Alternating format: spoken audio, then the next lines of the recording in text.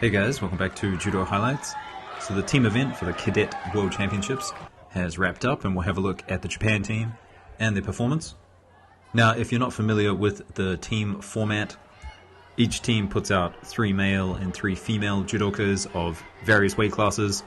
There is a roulette at the beginning which decides which weight class goes first, and then they just go up in weight until they get to the heaviest, and then they go back down to the lightest again. So Hashima at under 60, he's here first, trying to do the Fukuda roll, and his opponent from Belarus doing well here, defending the arm for the most part, and finds a way to stand up here. Now that roll, the Fukuda roll, you'll see it in the final as well, playing a crucial part in the newaza for the Japanese team. So this first contest goes into golden score, Ouchigari here, and then a kochi for an ippon. So Japan getting a point there in their first contest. Now this is Yamakawa, and she has a beautiful uchimata. We'll have a look at it again, but have a look at the little pull that she does right here. Just draws her in a little bit closer, pulls her off balance a little bit before going in for the uchimata. Really nice stuff. So 2 points for Japan.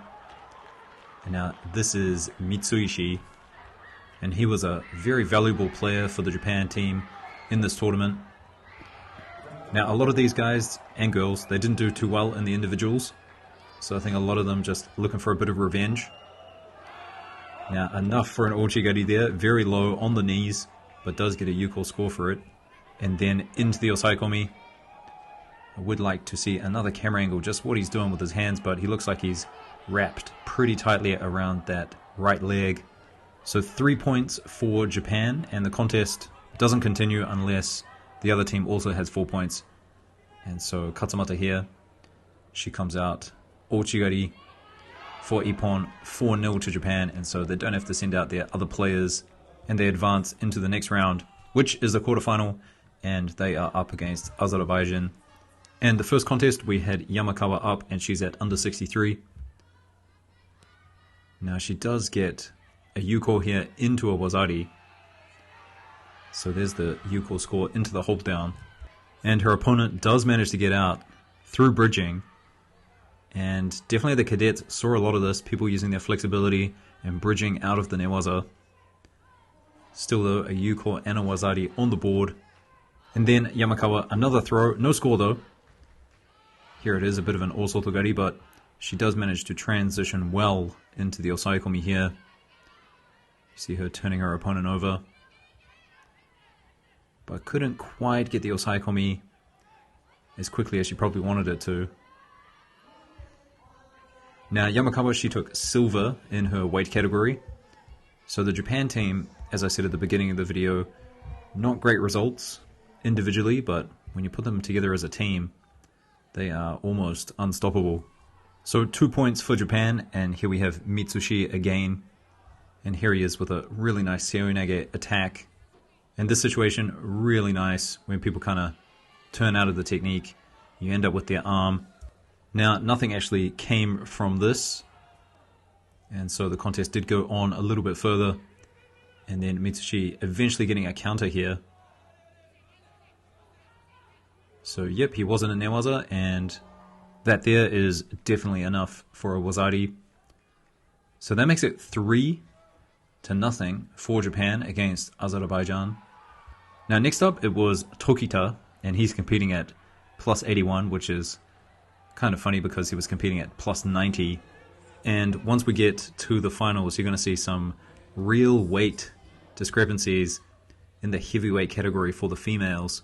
I don't know how they came up with these categories for the cadet team championships, but the weight categories are just a little bit crazy. Now Tokita loses this contest, and so that gives a point to Azerbaijan, 3 to Japan, 1 to Azerbaijan.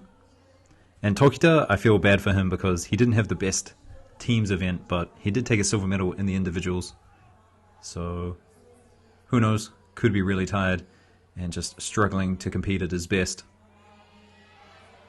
Now ippon within the first 10 seconds, and so that seals the deal. Katsumata from Japan. So moving on to the semi-finals, and we're up against Brazil here. And first up, we've got Mitsushi, who has already featured several times in this video. Now, at the edge of the tatami right here, seoinage for Mitsushi. And interestingly, the ref jumps in quick here, and I think just because they cannot go that far into the other tatami of the contest happening on the other side of the mat. So that is an interesting rule there for the referees. And here's another seoinage for Mitsushi. So 2 seoinages for him, and he gets that done. Starts off Japan with their first point. Now we have Katsumata again. Doesn't quite get the Uchimata here, but defends well.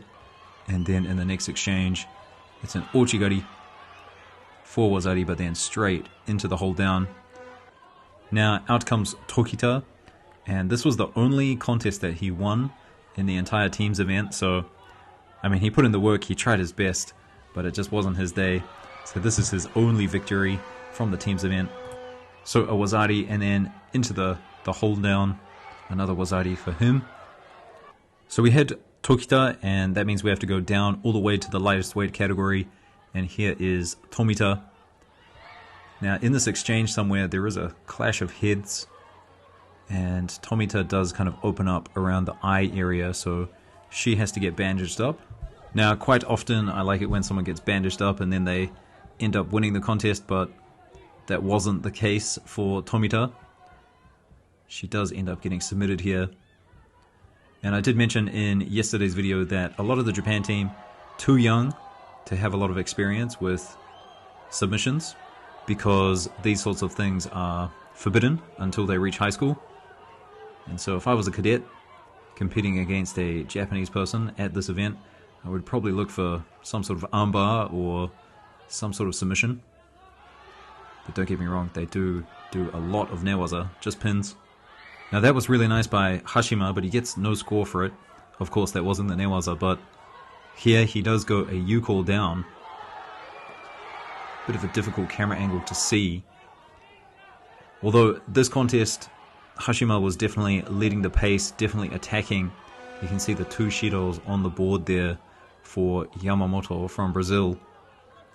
10 seconds left on the clock. Another attack, another good attack, also Togari this time. And so just one last effort from Hashima. Now Yamamoto does go down. He does break Hashima's balance. I guess you have to call it an attack, not a drop.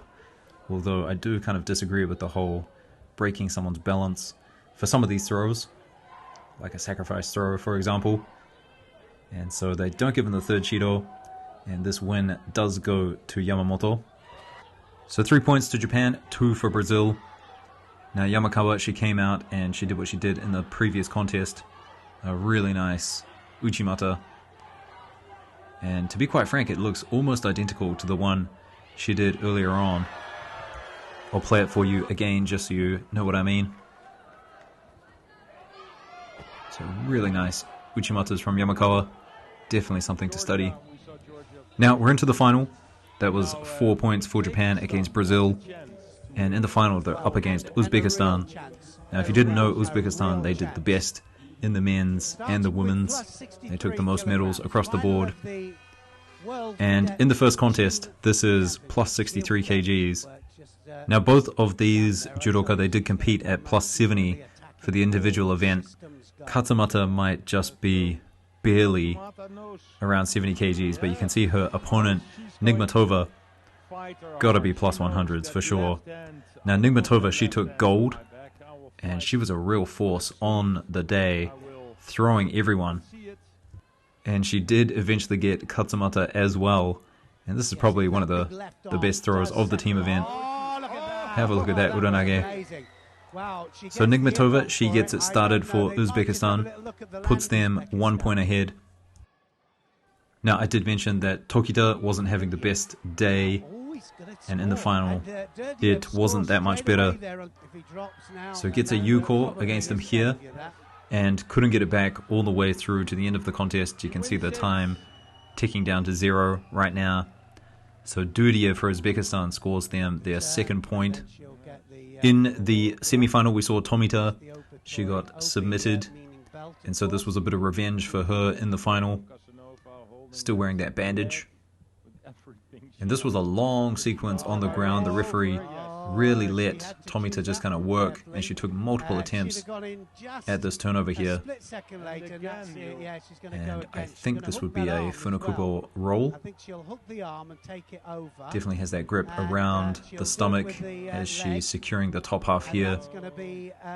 And the thing is, at the cadet level, everyone's so flexible, really good at kind of avoiding the newaza, but Tomita does eventually get it. And so she puts the first point for Japan on the board. Now, in the next contest, we had Burkanov against Hashima. Now, Burkanov, he took gold at under 55, and then Hashima, he was actually at the weight class above. Looking at the two of them, you would think Burkanov, maybe the taller, maybe the bigger guy, but maybe Hashima doesn't cut as much weight, or maybe he does have a little bit more muscle on him. But here's the counter, deep into golden score. And they did check that one, but definitely a score, definitely a counter there. So 2 points for Japan. So that even ups the score, 2 to Uzbekistan and 2 to Japan. Next up, we've got Yamakawa against Akhmedova. Uchimata to Ochigari, and just enough for a U-call there. And then Yamakawa does get another U-call, and eventually transitions this into the Osaikomi. So that puts Japan up a point, 3 points to Japan, 2 to Uzbekistan. Japan just needed one more win, and it was this guy again, Mitsushi. And so I do wonder if he's at Kokushikan. I feel like he's got kind of that style, really good newaza, good passing. He just needs 5 seconds. And we saw this kind of hug that he was doing on the thigh earlier on. His opponent here manages to counter it, but Mitsushi jumps right back on top.